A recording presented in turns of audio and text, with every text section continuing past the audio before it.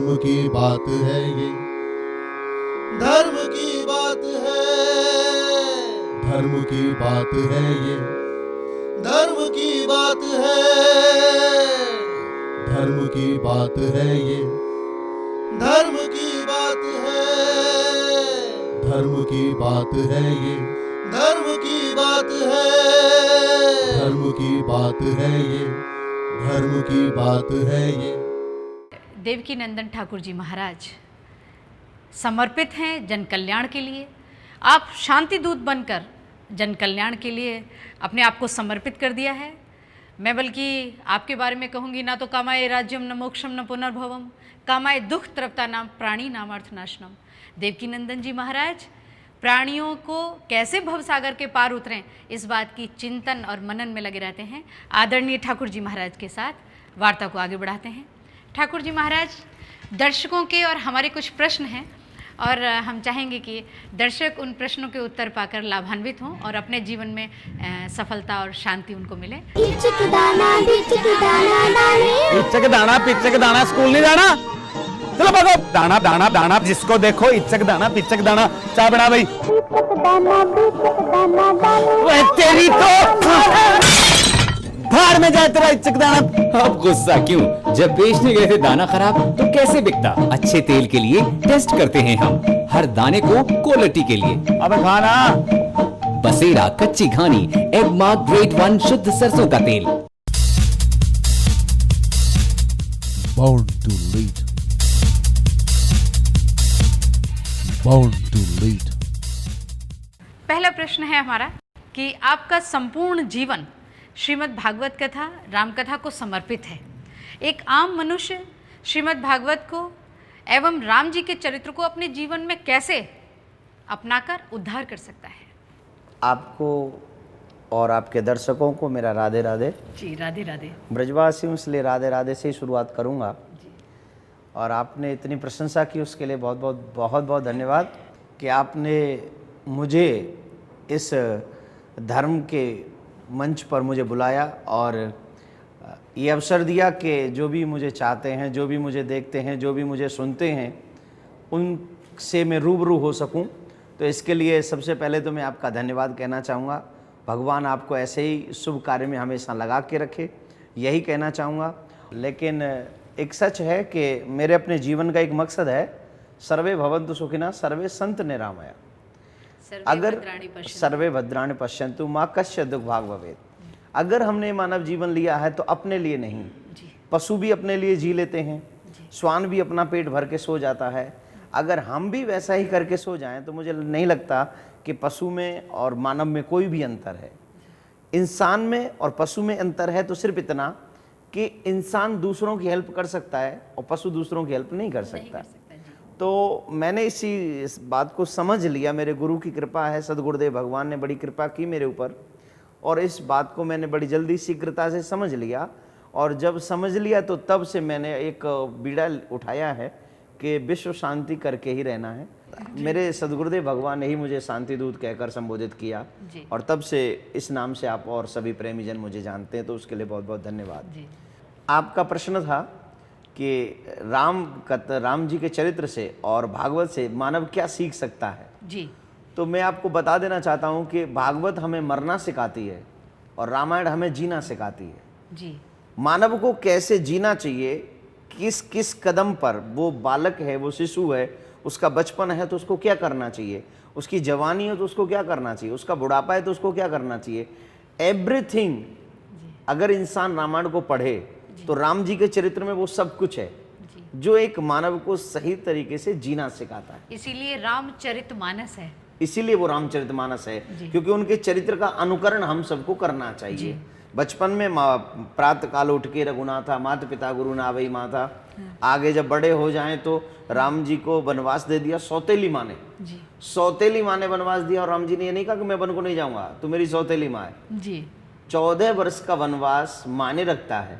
आज के किसी बच्चे को अगर हम कहते हैं तुम 14 घंटे एक जंगल में काट के आ जाओ, वो कहेगा कि माँ बाप आप ही चले जाओ, मम्मी पापा मैं यहीं रहूंगा घर में, लेकिन मेरा मानना ऐसा है कि ये राम जी का चरित्र है। जी। राम यशवान इसलिए हैं क्योंकि उन्होंने कभी भी अपने माता पिता के विरुद्ध नहीं गए। वो मर्यादा पुरुषोत्तम राम, मर्यादा मर्यादा रखिए पुरुषोत्तम है। जी। आज हम लोग उनको पूछते हैं, आज हम उनका नाम जपते हैं, आज हम उनके नाम से भवसागर पार कर जाते हैं, क्योंकि वो चरित्रवान थे।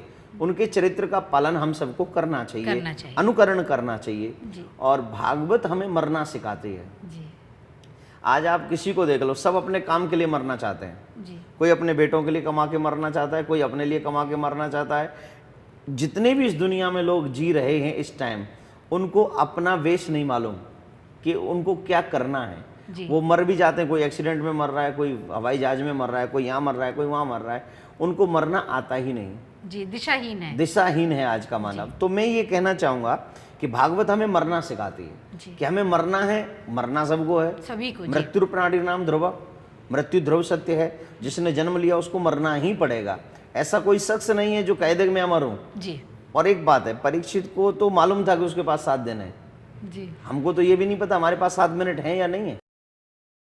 तो मरना जब निश्चित तौर पर हमें निश्चित है कि हमें मरना ही है, तो भागवत में एक बहुत सुंदर परीक्षित ने प्रश्न किया है सुखदेव मुनि से कि म्रियमाणस्य सर्वथा, जो इंसान मरने वाला है, जिसको पता है कि उसकी मृत्यु निश्चित है, उसे क्या करना चाहिए।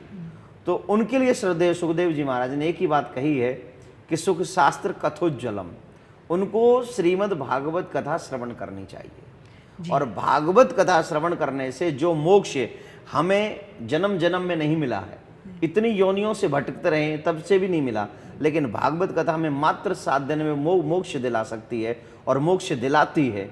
तो भागवत हमें मरना सिखाती है और रामचरितमानस हमें जीना सिखाता है। आचार्य जी, मोक्ष प्राप्ति के लिए, भवसागर से पार उतरने के लिए एक बार श्रीमद् भागवत कथा सुननी चाहिए। एक बार नहीं, सदा सेव्य, कम से कम एक बार सुन लो। लेकिन जो अगर एक बार आप सुनोगे मन से, तो मैं गारंटी से कहता हूँ आप उसके रसिक बन जाओगे।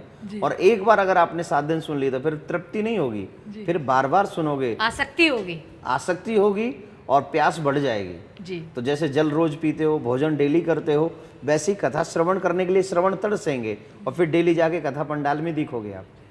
आचार्य जी, दूसरे प्रश्न की तरफ बढ़ते हैं।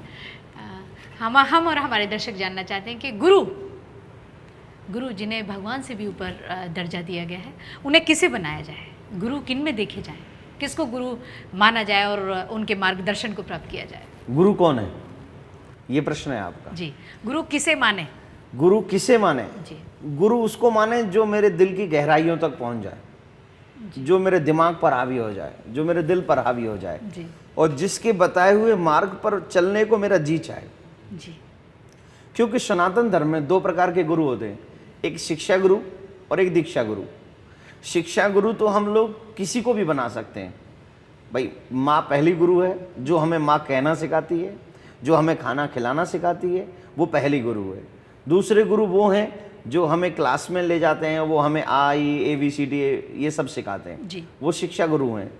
लेकिन हमें शिक्षा तो सबसे लेनी चाहिए। जो भी हमें मिल जाए, जो भी हमें सम्माननीय बात कहे, जो भी हमें समझाता है, जो भी हमें सिखाता है, वो सब हमारे गुरु सदृश हैं और उनका आदर सत्कार ही जीव को करना चाहिए। प्रत्येक पल उनका सत्कार करना चाहिए। दूसरे गुरु होते हैं दीक्षा गुरु जी। जो हमें मंत्र देते हैं और वो मंत्र हमारा एक जीवन का आधार बन जाता है और उस मंत्र को जप जप के जीव अपना कल्याण करता है, उसको कहते हैं हम लोग दीक्षा गुरु। वो हमें मंत्र भी देते हैं, कंठी भी देते हैं और हमें एक दिशा बताते हैं कि ये आपके इष्ट हैं, ये आपके आराध्य हैं। तो हमें उन आराध्य को जपना है और उसी मंत्र को जपना है और सच्ची विश्वास के साथ। क्योंकि यहाँ पर एक श्लोक में कहना चाहूँगा, गुरु साक्षात परब्रह्म। परब्रह्म का मतलब है उससे परे कुछ है ही नहीं जी। श्रेष्ठतम श्रेष्ठ है वो। तो जब वो श्रेष्ठतम है, उसके आगे कुछ नहीं है, तो हमें गुरु उसी को बनाना चाहिए जिसको हम अपना सर्वस्व समर्पण करने की क्षमता रखते हों। तो गुरु साक्षात परब्रह्म, वही गुरु की शरण में जब वह जीव चला जाता है तो भगवान उससे बहुत दूर नहीं होता। अगर सच्चे मन से, दिल से श्रद्धावान होकर गुरु की सेवा व्यक्ति 1 साल भी कर ले तो वो इतना श्रेष्ठ बन जाता है कि फिर उसको और कुछ भी करने की आवश्यकता नहीं होती और उसको भगवान प्राप्ति होती ही होती है। यानी परमात्मा के मिलन का माध्यम साबित होते हैं गुरुदेव। गुरु बिन भवनिध तरय न कोई, जो बिरंच शंकर सम होई। अगर शंकर ब्रह्मा विष्णु भी इस पृथ्वी पर आ जाएं, तीनों के तीनों, और अगर उनको गुरु न मिले तो उनकी भी गति नहीं है। अगर उनको गति पानी है, मुक्ति पानी है, मोक्ष पाना है, तो सबसे पहले उनको गुरु की आवश्यकता पड़ेगी। और गुरु वही है जो आपको मार्गदर्शन करा सके, राह दिखा सके। और अंत में कहना चाहूँगा, गुरु वही है जो तुमको तुम्हारे प्रियतम से मिला सके। प्रियतम मीन्स भगवान से मिला सके, परमात्मा से आत्मा का मेल करा सके। जी। परमात्मा एक होते हुए भी, आचार्य जी अब यहाँ एक प्रश्न उठता है कि परमात्मा एक होते हुए भी सर्वव्यापक किस तरह है? जीव में और परमात्मा में यही तो अंतर है।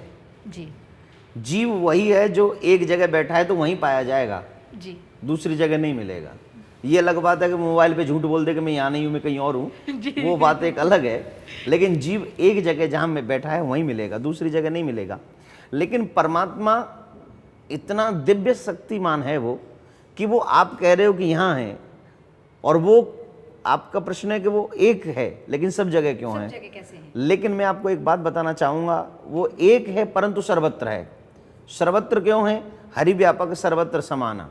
वो हर जगह मौजूद इसीलिए क्योंकि वो परम शक्तिमान है, वो परमात्मा है, वो भगवान है, वो भगवान है। महाराज के समय पर जितनी गोपी हुई उतने कृष्ण हो गए। होना ये चाहिए था, गोपी अनेक होनी चाहिए और कृष्ण एक होना चाहिए।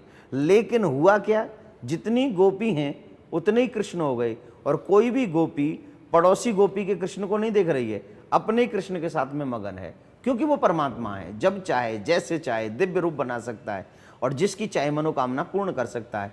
वो भगवान भी इसीलिए है जो सबकी भावनाओं को पूरी करता है, वही भगवान है। और हम लोग इंसान हैं, एक ही जगह पाए जाते हैं, भगवान हर जगह पाए जाते हैं, क्योंकि वो दिव्य शक्तिमान है, इसलिए उनको भगवान कहते हैं। आचार्य जी, मन के संदेह को दूर करने का माध्यम क्या है?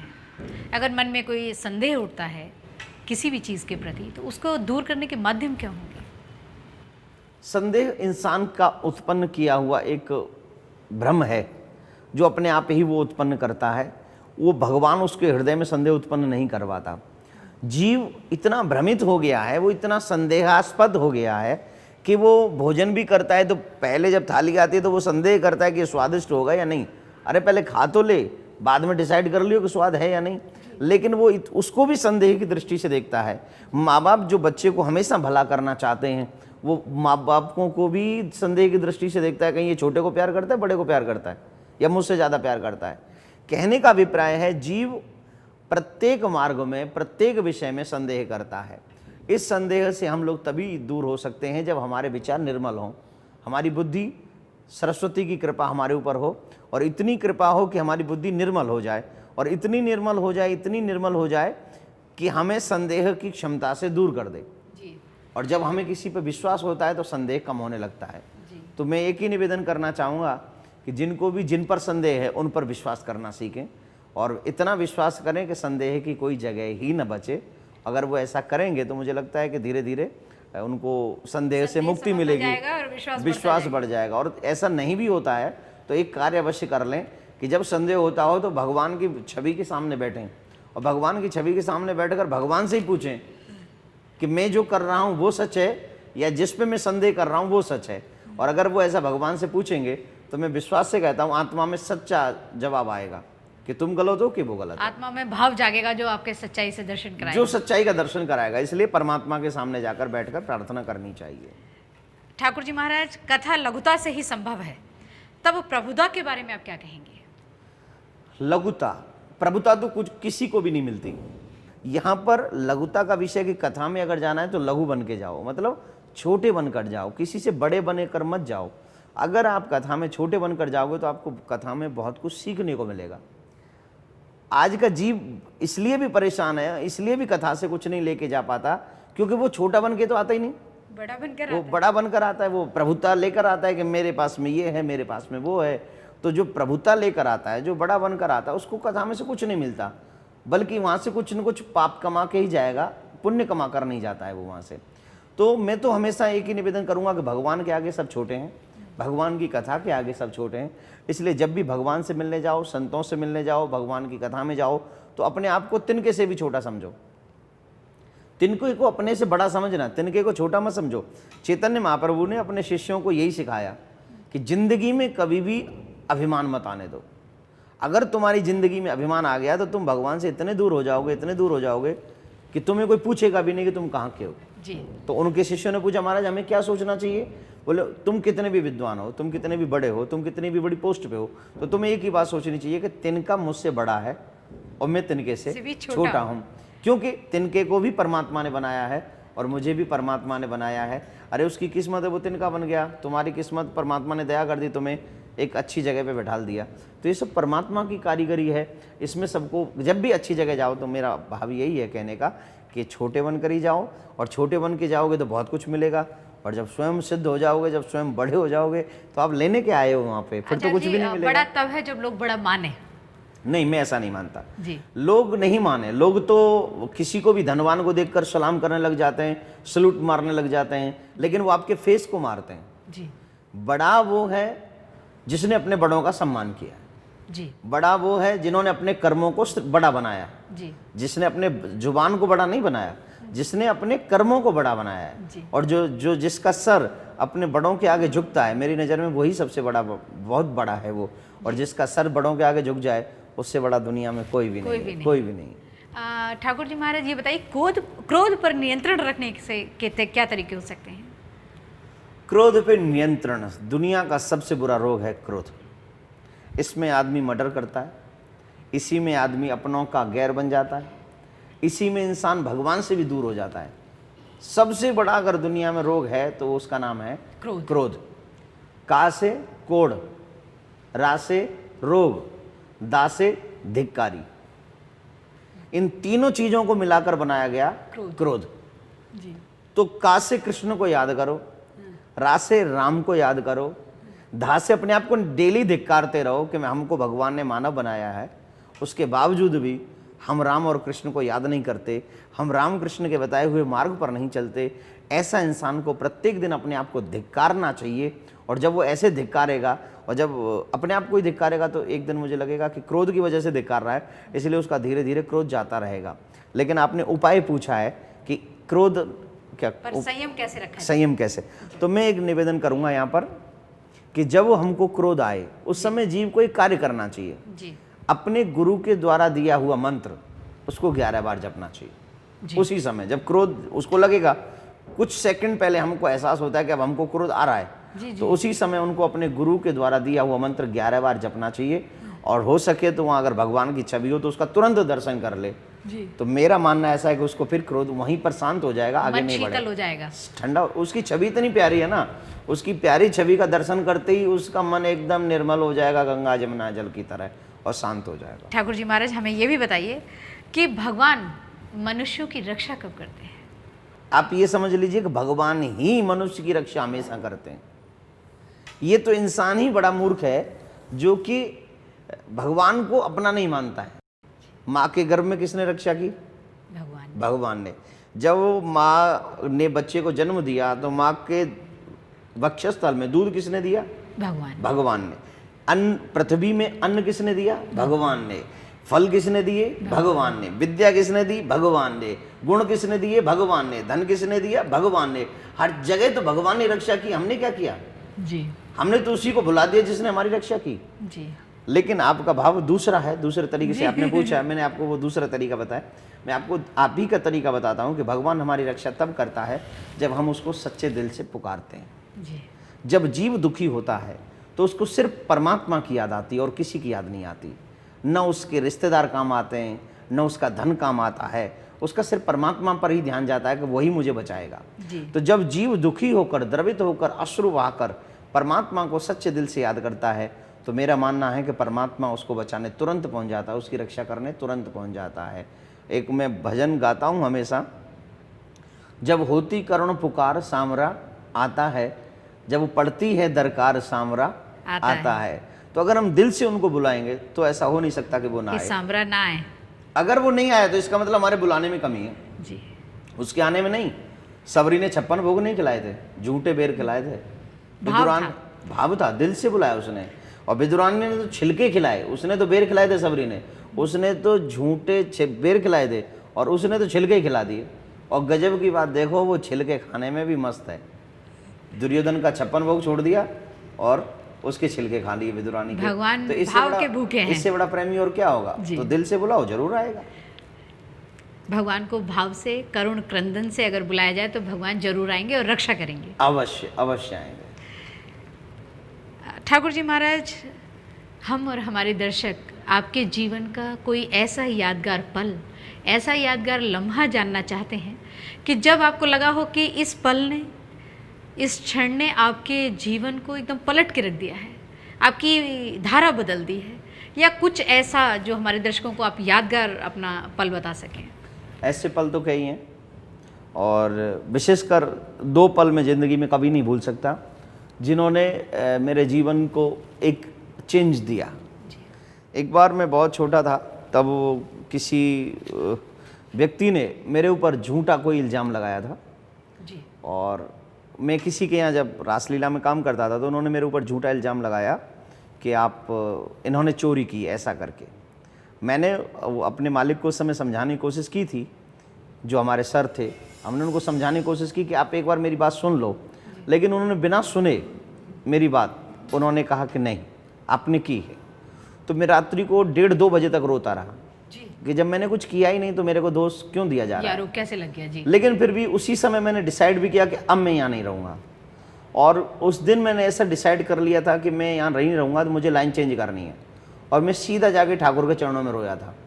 मैंने कहा था कि अगर या तो तू मुझे कुछ और नई दिशा दिखा दे, और नहीं तो पता नहीं, मैं अब यहाँ नहीं रह सकता। मैं बहुत रोया था। तो उस समय मेरे ठाकुर जी ने मुझे ये राह दिखाई, और आज वो लोग मेरे को देखकर आज इतना प्यार मेरा ठाकुर मुझ पे बरसाता है। उस दिन के बाद मैं इस लाइन में आया, मुझे कथा करना मैंने प्रारंभ किया, विश्व शांति का कार्य मैंने उस दिन से करना प्रारंभ कर दिया। और वो दिन है और आज का दिन है, मैंने पीछे मुड़कर नहीं देखा। और आज मेरे को 12 साल हो गई कथा करते करते, और इन 12 सालों में मेरे ठाकुर ने इतना दिया मुझे, इतना लुटाया उसने मेरे ऊपर। लोगों का प्यार भी आप देख चुके हैं, आप स्वयं देख चुके हैं कि कैसा प्यार लोग करते हैं। तो मैंने पीछे मुड़ के नहीं देखा, और आज वो लोग अपनी नीची गर्दन करते हैं जिन्होंने मेरे ऊपर ये इल्ज़ाम लगाया था। दूसरा एक और पल है मेरी ज़िंदगी का। ठाकुर जी, आपके करुण क्रंदन को सुनकर बिहारी जी साक्षात आपकी रक्षा करने के लिए आए। आगे अब देखो, आपको प्रूफ मिल गया ना। जी। जीते जागते मतलब मैं हूँ, मतलब आपके प्रश्न का उत्तर तुरंत मिल गया। भाव से पुकारा तो बिहारी जी चले आए। मेरे ही चरित्र से आपको मिल गया, मेरे जीवन से ही मिल गया जी। एक और मेरे जीवन में एक बहुत सुंदर घटना घटी। आगरा में था मैं जी। सन 2007 की बात है। 20 अगस्त से लेकर 26 अगस्त तक एक कार्यक्रम हम लोगों ने किया भागवत का। जी। उस भागवत को श्रवण करते करते जो वहाँ की मुख्य यजमान थी श्री सुशीला देवी जी, सुशीला गोयल जी थी। तो 7वें दिन कथा पंडाल में लोग कहते यकीन नहीं करते ना भगवान पे, मैं उनसे एक निवेदन करूँगा, बार बार कहूँगा, भागवत आज भी देती है अगर तुम दिल से मांगो तो। उन्होंने भागवत सुनी, उनका भाव यही था। जब वो कथा बुक करके आए, हम लोगों को कहा कि कथा निमंत्रण दिया उन्होंने, तो वो जब कथा फाइनल करके आए तो उन्होंने अपने बच्चों से कहा था कि हम तो इस कथा के बाद चले जाएंगे। ये उनको अनुभव हुआ। और 7वें दिन जब कथा पूरी हुई तो आप यकीन नहीं करेंगे, कथा पूरी होते ही भजन में नृत्य करते करते कथा पंडाल में ही माता जी का मोक्ष हो गया। वो सीधे भगवान के धाम के लिए चली गई। और उन्होंने प्राण त्यागने से पहले, प्राणों को भगवान में समाने से पहले ये कहा भी कि मेरा आकाश से विमान आया है, मैं उस विमान में बैठकर जा रही हूँ, मेरे सामने से हट जाओ। ये साक्षात चमत्कार मेरे जीवन में हुआ 26 अगस्त 2007 को। तो तब से मेरे हृदय में और भी भगवान के प्रति श्रद्धा बन गई है, और भी बढ़ गई, इतनी अटूट बढ़ गई है कि मुझे लगता है कि भागवत आज भी दे सकती है। उस समय परीक्षित को उतारा था, अभी सुशीला गोयल जी को उतार दिया। तो मुझे लगता है कि ठाकुर जी तो हमेशा देते हैं, बस कोई यकीन करने वाला होना चाहिए। जो यकीन नहीं करते वो मंद बुद्धि, वो अपना ही नाश करते, अपना ही नुकसान करते। लेकिन मेरा ठाकुर सबको देता है, जो दिल से मांगे उसको देता है। जी। ठाकुर जी, आप हमारे दर्शकों को कोई ऐसा संदेश, कोई ऐसा भाव दीजिए जो उनके जीवन में हमेशा काम आए, और जब वो उन चीज़ों को याद करें तो उन्हें भी कहीं ना कहीं आत्मशक्ति का एहसास हो। इच्चक दाना पिच्चक दाना, स्कूल नहीं जाना, चलो भागो। दाना दाना दाना, जिसको देखो इच्चक दाना पिच्चक दाना। चाय बना भाई। तेरी तो भाड़ में जाए तेरा इच्चक दाना। अब गुस्सा क्यों, जब बेचने गए थे दाना खराब तो कैसे बिकता। अच्छे तेल के लिए टेस्ट करते हैं हम, हर दाने को क्वालिटी के लिए। अबे खाना बसेरा, कच्ची घानी, एगमार्क ग्रेड 1 शुद्ध सरसों का तेल। Born to lead. Born to lead. दर्शकों के लिए मैं एक ही बात कहना चाहूँगा कि प्रत्येक जीव के लिए शांति एक अहम पहलू है। शांति किसी को भी चाहिए, सबको चाहिए, चाहे वो अमीर हो, चाहे वो गरीब हो, चाहे वो फ़कीर हो, एनी पर्सन कोई भी है, वो सब शांति चाहते हैं। वो अमीर भी चाहते हैं कि जब बहुत धन कमा लेते हैं, जब चिंताएं उन्हें घेर लेती हैं, टेंशन उनको हो जाता है, तो वो लोग भी चाहते हैं कि हमें शांति प्राप्त हो। लेकिन अफसोस की बात यह है कि शांति धन से नहीं मिलती, और वही शांति बल से भी नहीं मिलती।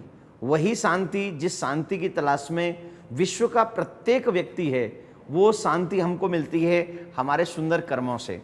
वो शांति हमें मिलती है अपने बुजुर्गों का मान सम्मान करने से। वही शांति हमें मिलती है भगवान का पूजा पाठ करने से। लेकिन अफसोस की बात है, आज के युग में बहुत कम लोग ऐसे हैं जो इन सही राह पर चलकर शांति को प्राप्त करना चाहते हैं या उनको प्राप्त होती है। तो इसीलिए मैं हमेशा अपनी वाणी से, हमेशा अपने वचनों में यही बोलता रहता हूँ कि अगर आपको शांति चाहिए, अगर आपको सुकून चाहिए, तो सबसे पहले जो आपका उद्देश्य होना चाहिए वो होना चाहिए कि आप अपने बुजुर्ग माँ बाप का सम्मान करें। और जब तक आप अपने माँ बाप का सम्मान नहीं करेंगे, चाहे आप कितने भी धनवान हो जाओ, चाहे आप कितने भी बलवान हो जाओ, चाहे आप कितने भी मंदिर मस्जिद चले जाओ, लेकिन मैं विश्वास से कहता हूँ आपके मन में कभी भी शांति नहीं आएगी। तो मैं दर्शकों से एक ही निवेदन करूँगा कि आप सभी दर्शक बड़े समझदार हैं, बहुत ही सुयोग्य और सुलझे हुए हैं।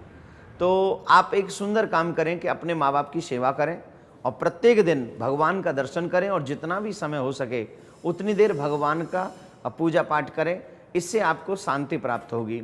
हम लोग जैसा चाहते हैं कि विश्व शांति हो, तो विश्व शांति के लिए अभी हम लोग विश्व यात्रा पर जा रहे हैं, क्रूज़ यात्रा जिसको हम लोग कहते हैं। क्रूज़ यात्रा पर सत्संग भी साथ होगा, और आज साथ में अनेक देशों में जाकर अनेक देशों के धर्म से रूबरू हम और आप सभी होंगे। तो मैं आप सबसे एक ही प्रार्थना करता हूं कि आप भी मेरे साथ कहा करें, सुखी बसे संसार सब, दुखिया रहे न कोई, यह अभिलाषा हम सबकी भगवान पूरी होए। तो मैं आप सबसे यही प्रार्थना करता हूं कि आप भी इसी शांति के मार्ग पर चलकर, शांति पथ पर चलकर अपने जीवन को धन्य धन्य बनावें। आपका भी धन्यवाद और सभी दर्शकों का भी बहुत बहुत धन्यवाद। राधे राधे। दर्शकों, आज आपने एक महान व्यक्तित्व के विचारों का अमृतपान किया है, और मैं समझती हूँ कि इस अमृतपान से आपके जीवन में एक नया उजाला होगा, और अगले एपिसोड में एक नए विचारक के साथ, एक नए संत के साथ आपके साथ फिर रूबरू होंगे। हमारे दर्शक अगर ठाकुर जी महाराज से कुछ प्रश्न पूछना चाहते हैं, अपनी जिज्ञासाओं को शांत करना चाहते हैं, तो हमारा ईमेल एड्रेस है धर्म की बात में अपने विचार और सवाल जानने के लिए आप हमें मेल कर सकते हैं dharmkb@gmail.com। और अगर आप हमें SMS करना चाहते हैं तो हमारा SMS है, आप हमें अपनी राय SMS कीजिए 09759401500। अब आप अंजुला सिंह माहौर को धर्म की बात इस मंच से इजाज़त दीजिए। फिर मिलेंगे एक और नए विचारक के साथ, एक और नए व्यक्तित्व के साथ। तब तक के लिए नमस्कार। धर्म की बात है ये, धर्म की बात है, धर्म की बात है ये, धर्म की बात है, धर्म की बात है ये, धर्म की बात है, धर्म की बात है ये।